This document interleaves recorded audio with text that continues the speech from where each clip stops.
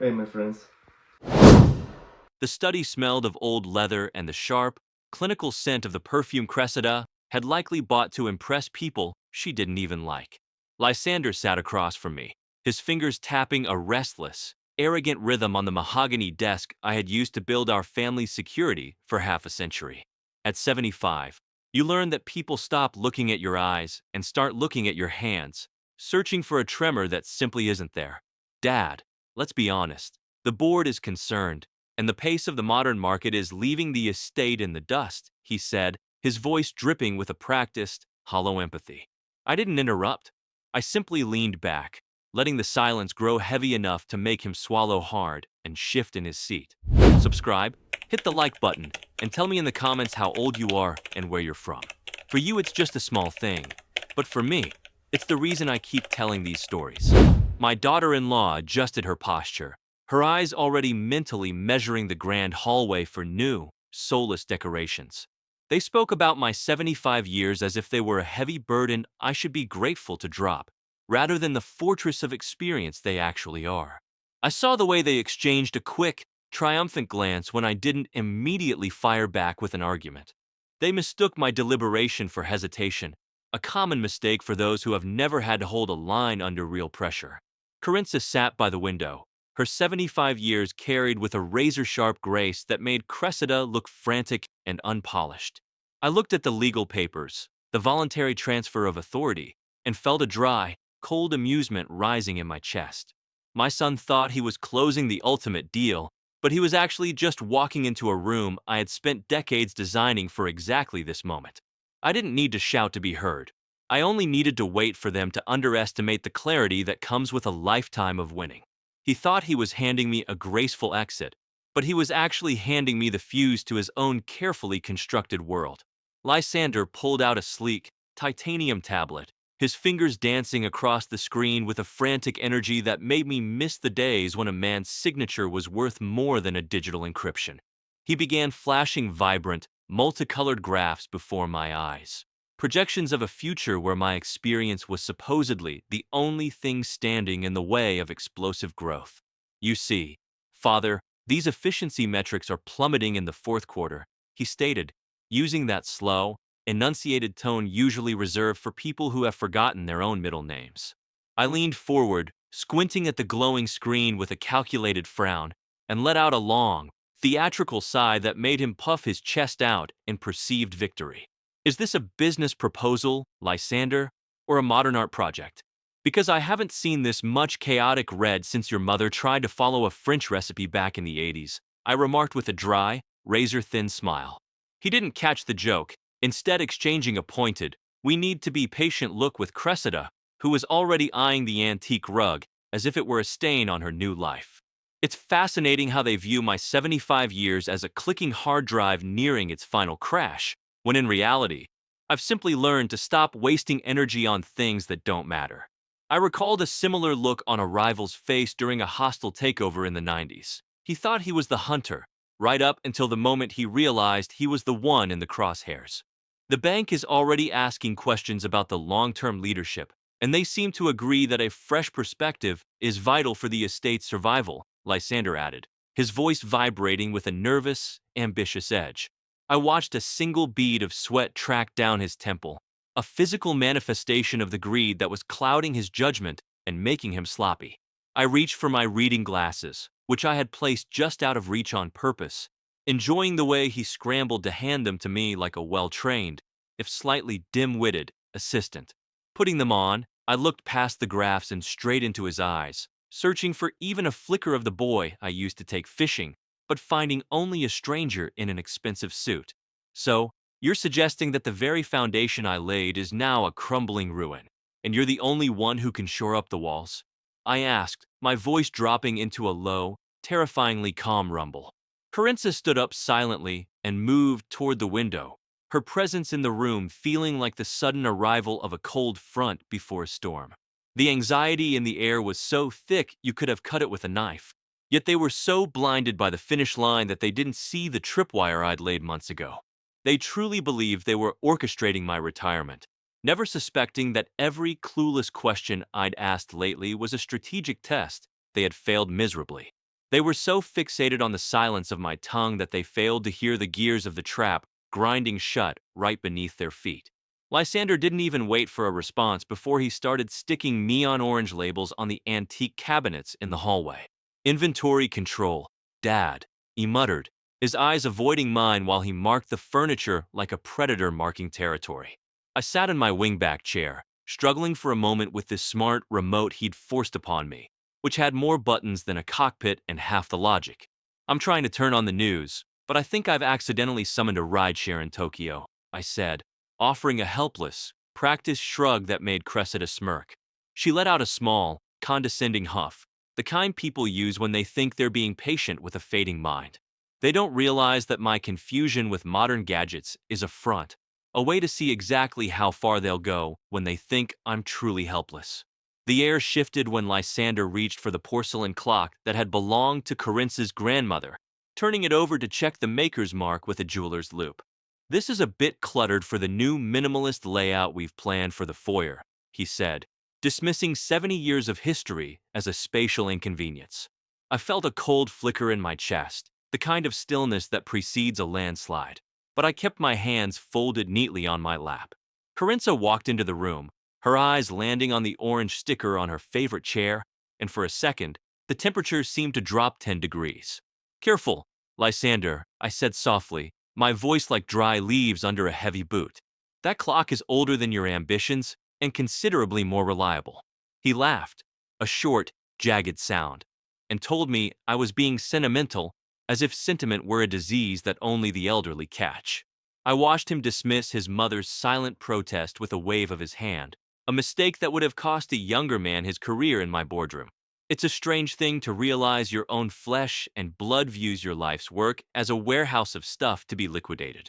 They think they are the ones taking control, clearing out the old to make room for their shiny, shallow new world. But they've forgotten that you don't build a business for 50 years without learning how to protect what is yours. The orange stickers looked like targets, and as I watched them multiply, I realized they weren't just labeling furniture. They were signing their own eviction from our lives. I could already see the look on Lysander's face when he realized that some things in this house are bolted down by more than just screws. Lysander didn't just want the company. He wanted the very ground we stood on, and he wasn't even subtle about it anymore. He dropped a glossy brochure on the table, the kind filled with photos of smiling people in beige sweaters holding lukewarm tea in manicured gardens. Seasons at Oakwood. It read, a gilded cage for those the world deems ready for the shadows. I poked at the screen of my smartphone, intentionally struggling to find my contacts, but instead opening a weather app for a small town in Alaska. I didn't know we were planning a move to the tundra. Corinza, I muttered, shaking my head with a weary look that made Lysander's smirk of superiority widen. He leaned in, his voice taking on that oily, persuasive sheen of a salesman trying to move a car with a blown transmission. It's not a move, Dad. It's a lifestyle transition, smaller, easier to manage, with no stairs to worry about. I looked at the grand oak staircase I had climbed every night for 40 years and wondered exactly when he decided my heart had lost its rhythm. The boy spoke of downsizing as if he were doing us a favor, while Cressida was already checking the acoustics of our ballroom for her vanity galas. I felt the cold, familiar weight of a tactical decision forming in my mind, a strategy as sharp and lethal as any I'd used to crush competitors in the 80s. It is a curious thing to be told where you belong by someone who still hasn't figured out how to lead without a teleprompter. So, the season's people think I'm a brittle leaf ready to drop, do they? I asked, my voice dry as a desert bone.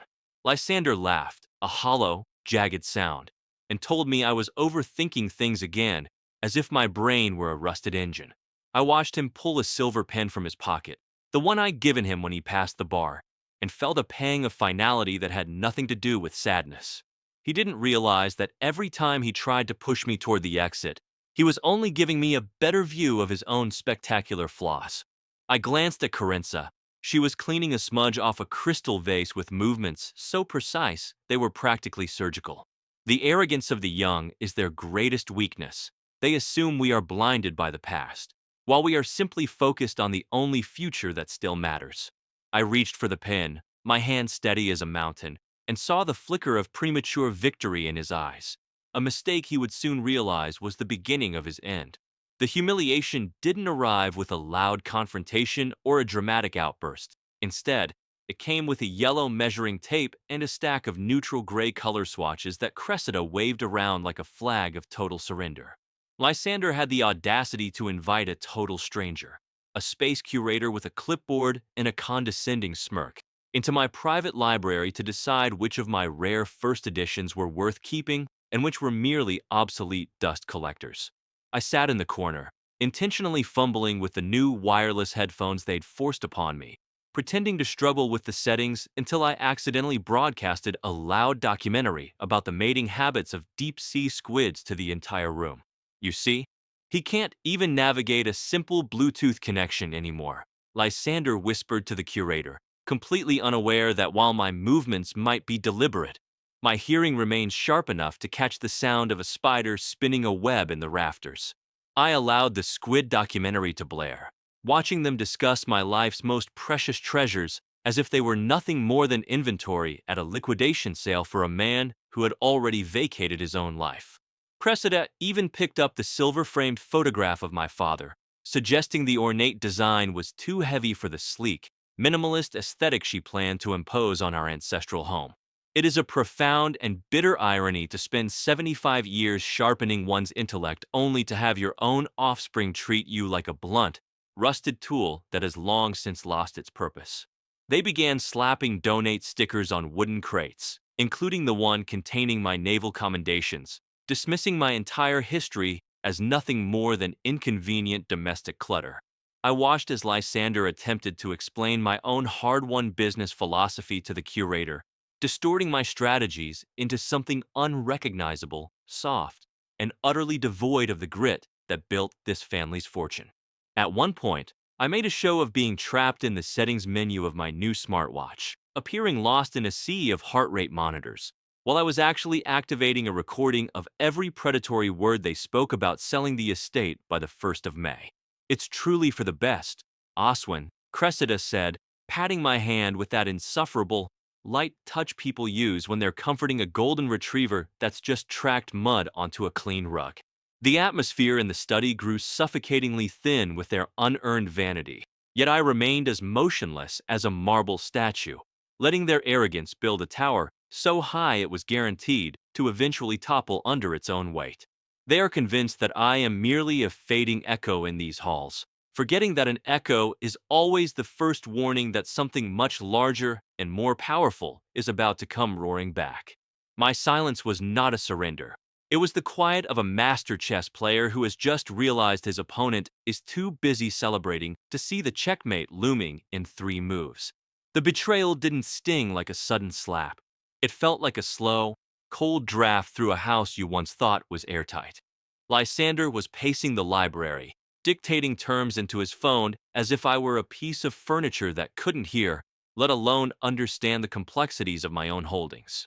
I tried to use the new intelligent espresso machine he'd installed, a sleek, silver monstrosity that required a facial scan just to produce a lukewarm cup of bean water, and ended up drenching my linen sleeve in a sudden blast of steam. "See, Dad, even the kitchen is becoming a hazard for you," he remarked without looking up from his screen, his voice devoid of anything resembling genuine concern. I wiped my arm with a handkerchief, offering a faint, self-deprecating chuckle that made him think he'd won another small victory over my crumbling dignity. It's a strange feeling when your own flesh and blood starts talking about you in the past tense while you're still standing in the same room, breathing the same air. He spoke about unloading our vintage car collection as if they were nothing more than scrap metal, ignoring the fact that each vehicle held a piece of our family's journey. I looked at Carinza, who was quietly reorganizing a drawer nearby, and saw the same crystalline clarity in her eyes that I felt in my gut, the realization that the boy we raised had been replaced by a predator in a bespoke suit. The internal break wasn't one of sorrow, but of final release. I finally stopped trying to see the child in him and started seeing the adversary. Cressida came in then, holding a color-coded chart of our new life schedule at the retirement home, her smile as fixed and artificial as a department store mannequin. I struggled to find the right word for a moment, letting my jaw hang slightly as if I were searching for a lost memory. just to watch the impatience flare in their greedy eyes. In truth, I was simply memorizing the exact tone of their disrespect to fuel the cold fire that was now burning steadily in my chest.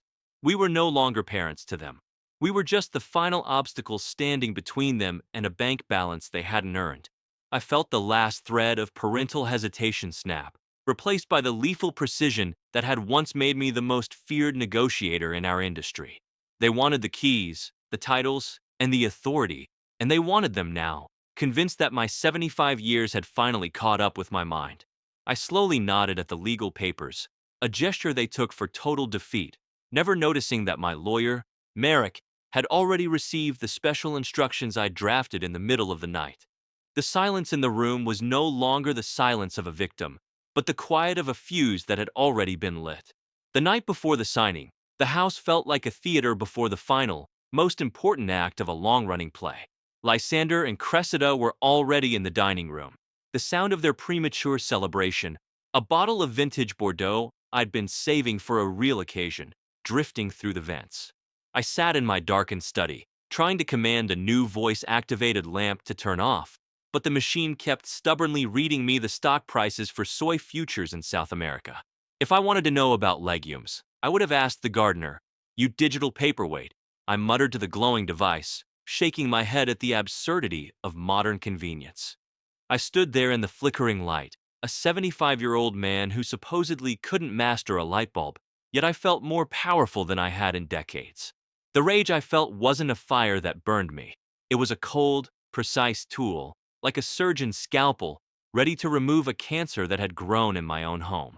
Corinza entered the room, her silhouette against the hallway light appearing as regal and unshakable as the day I met her.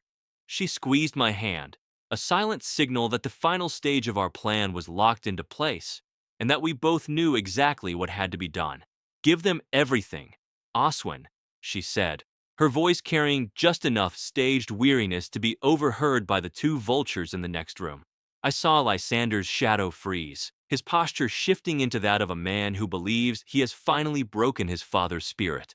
He didn't realize that my surrender was the most calculated move I'd ever made, a tactical retreat designed to lure him into a legal minefield.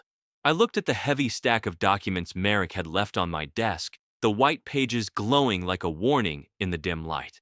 Tomorrow, I would sit at that mahogany table, I would look my son in the eye, and I would play the role of the broken elder to perfection. They were so busy measuring the walls for new paint that they hadn't noticed I'd already dismantled the foundation. The ink in the pen felt heavy, like a loaded weapon, and I couldn't wait to see the expression on their faces when the safety was finally clicked off. The sun was too bright for a day of such treachery, casting long, sharp shadows across the hallway where I had once taught Lysander how to walk. I watched my son now, pacing outside the study like a vulture waiting for a heart to stop beating, his polished shoes clicking against the marble with a sickening rhythm of entitlement. Oswin was making a spectacle of his morning, pretending to be utterly defeated by the childproof cap on his daily vitamins until Cressida snatched it away with a condescending huff. "Here, mother, let me help him before he wanders off into the garden again," she said to me, her voice dripping with that artificial sweetness that makes my teeth ache. I sat perfectly still, my hands resting on my lap like two sleeping birds, observing the way they had already begun to occupy the space that still legally belonged to us. Oswin caught my eye for a fraction of a second, a glint of pure, predatory intelligence flashing behind his confused expression that made me want to laugh out loud. I had to distract myself by accidentally activating the house's industrial-grade alarm system while trying to find the volume on my tablet, an act that sent Lysander into a frantic, flustered panic as the sirens wailed. It is truly remarkable how much power you can wield when people assume your brain has turned to porridge and your only concern is the afternoon tea. They think they're the directors of this little drama, but I have spent 75 years learning how to watch the audience and the actors at the same time.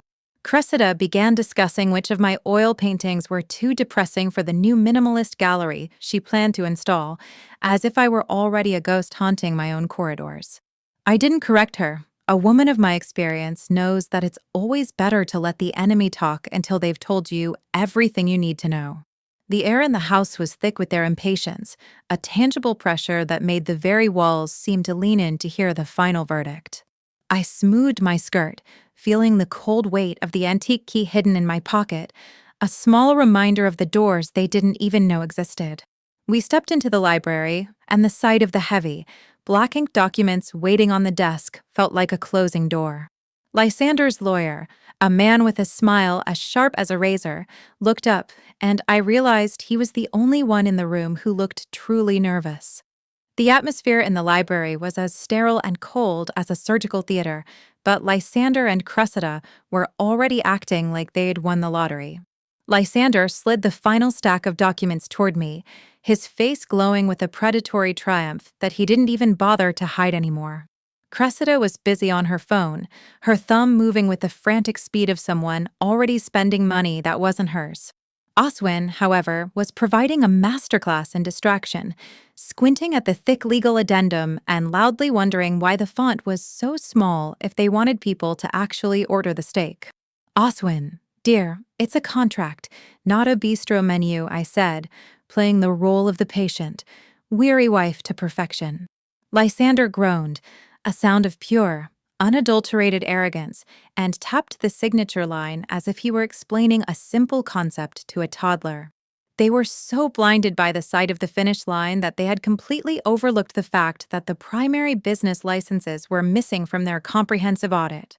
I watched their lawyer, a man whose suit cost more than his integrity, begin to flip through the last 3 pages with a growing, frantic intensity. He realized, far too late, that we had spent the last 6 months quietly transferring the intellectual property to an independent foundation that neither Lysander nor his creditors could ever touch. It is truly a gift to be underestimated. It allows you to move in the shadows while your enemies are busy celebrating in the light. I felt a cold, sharp spark of satisfaction as I watched the lawyer's face transition from a confident smirk to the pale, sickly gray of a man who just realized he's boarded a sinking ship. My son reached for the champagne bottle we'd left on the side table, his movements heavy with the weight of unearned victory. He thought he was taking our future, but he was merely signing his name to a mountain of liabilities we'd strategically separated from the family assets. Their lawyer's hand began to shake as he reached for the final addendum, his eyes darting between the children and the documents in a state of pure, silent terror. There was a clause on the very last page that was about to turn their celebration into a very public catastrophe. The air in the library suddenly turned stagnant, as if the very house were holding its breath while the trap snapped shut. Lysander's lawyer, who had been preening like a peacock only moments before, now looked like he was trying to swallow a mouthful of dry gravel. He kept frantically flipping to the final page, his hands trembling so violently that the heavy legal bond paper rattled in the oppressive quiet of the room. "Is something wrong, Marcus?" Lysander asked, his voice cracking slightly as the first cold drip of doubt hit the back of his neck. Oswin chose that exact moment to drop his fountain pen and begin a slow, methodical search for it under the heavy mahogany desk, intentionally bumping his head with a hollow thud that made everyone flinch. Darn thing has a mind of its own, much like the interest rates in the 70s. Oswin chuckled from the shadows of the legroom, his eyes sparkling with a mischief that was entirely too sharp for a man supposedly in his twilight. I sat back, smoothing the invisible wrinkles in my silk skirt, watching the blood drain from Cressida's face as she realized the unconditional transfer was anything but. The turning point wasn't a dramatic revelation. It was the realization that while they were playing at being masters of the universe, we were the ones who had written the laws of their physics. The lawyer finally looked up, his face the color of old parchment, and whispered that the document they had just signed was not a transfer of the estate, but a personal guarantee of every debt the company had ever accrued. I watched Lysander's eyes dart from the paper to my face, searching for the confused old woman he'd been patronizing for months, but finding only the steel-eyed architect of his current ruin. "You see, Lysander, when you treat your parents like a problem to be solved, you forget that we were the ones who taught you how to solve problems in the first place," I said, my voice as calm as a summer morning. I took a slow, Deliberate sip of my Earl Grey, the warmth of the tea a stark contrast to the icy realization beginning to settle in the pit of my son's stomach.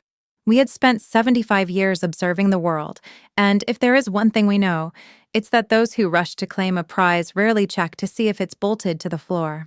The room felt lighter for us, but infinitely heavier for them, as if the very dignity we'd been accused of losing had returned to reclaim its rightful place at the head of the table. The lawyer's next words would strip away the last of their arrogance, leaving them naked in a storm of their own making. The realization of the true cost of their greed was about to hit them like a tidal wave. Lysander's face turned a shade of purple I hadn't seen since he tried to eat a whole jar of beet jam at the age of 5. "What do you mean, personal liability?" he hissed, his voice cracking like a dry twig under a heavy boot. Cressida began pacing, her heels clicking against the hardwood like a frantic telegraph, as she realized the minimalist lifestyle she'd planned was about to be funded by $0. Oswin, meanwhile, was having a terrible time with his hearing aid, which suddenly emitted a high-pitched, piercing squeal that made everyone in the room cover their ears in pain. Is that a fire alarm, or is Lysander just reaching a new, fascinating octave of entitlement? He asked, offering me a wink so subtle it was practically invisible to our panicking audience.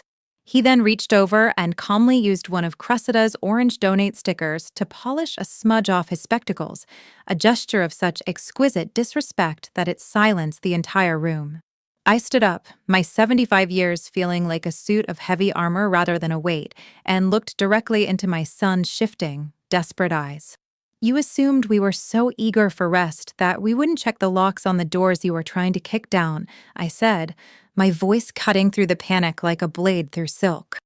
The business they thought they were inheriting was now a hollow shell, while the true assets had been moved to a trust they would never be able to penetrate. We hadn't surrendered. We had simply allowed them to show us exactly how little they valued the hands that had fed them for decades. Lysander grabbed the papers, his hands shaking so much the ink seemed to dance on the page, searching for a loophole that simply didn't exist. "This is elder abuse. This isn't legal," he shouted, though the terror in his eyes showed he knew exactly how legal and final our lawyers' work was. I didn't raise my voice. I simply watched him realize that the slow parents he'd been mocking had outpaced him by several miles and a lifetime of experience. It is a dangerous thing to play a game of strategy against people who have been mastering the board since before you were even a thought. The lawyer whispered something in Lysander's ear that made my son's knees finally buckle, a physical collapse that mirrored his moral one. The true weight of the debt he had just inherited was about to become a very cold, very permanent reality.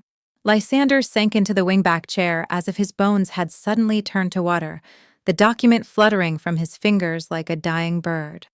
The room was so quiet I could hear the rhythmic ticking of the grandmother clock he'd so eagerly tried to label for sale just an hour ago.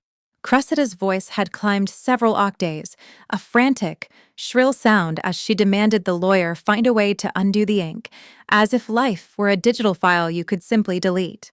Oswin, meanwhile, was engaged in a quiet struggle with a voice-activated smart speaker that Lysander had installed to modernize us. He kept asking it to play songs about people who shouldn't count their chickens before they hatch. "I think the machine is as confused as you are, Lysander," Oswin remarked, shaking his head with a look of mock concern while the speaker began playing an upbeat polka by mistake. I watched my son realize that the millions he expected were actually a mountain of commercial liens and guarantees he had just personally signed into existence.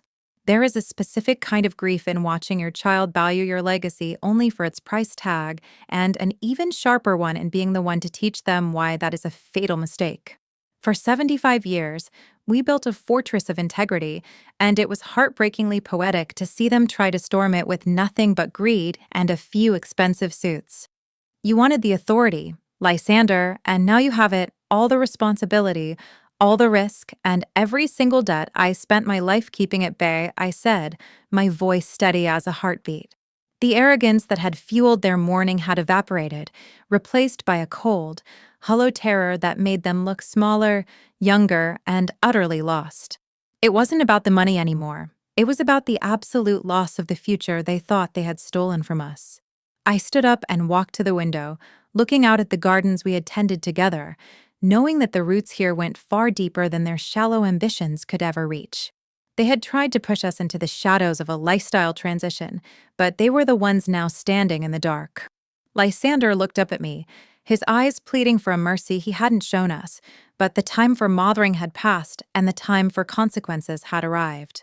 He reached for the phone to call his bank, but the silence from the other end of the line was the loudest sound in the room.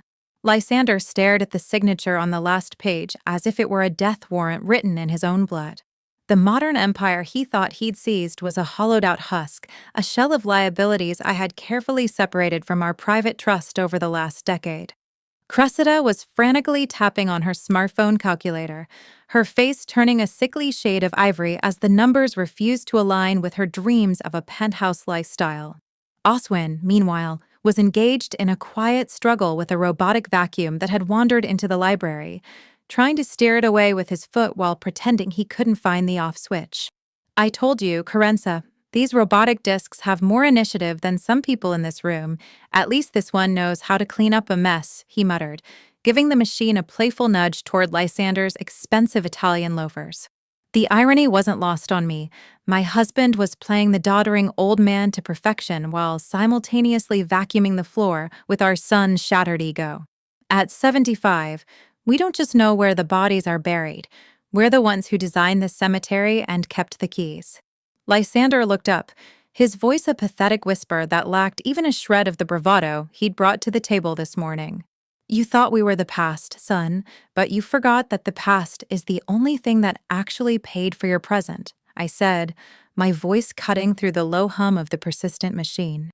The Oakwood brochure he'd so proudly presented earlier was now lying on the floor, a mocking reminder of the cage he'd built for us that he would now have to occupy himself, metaphorically speaking.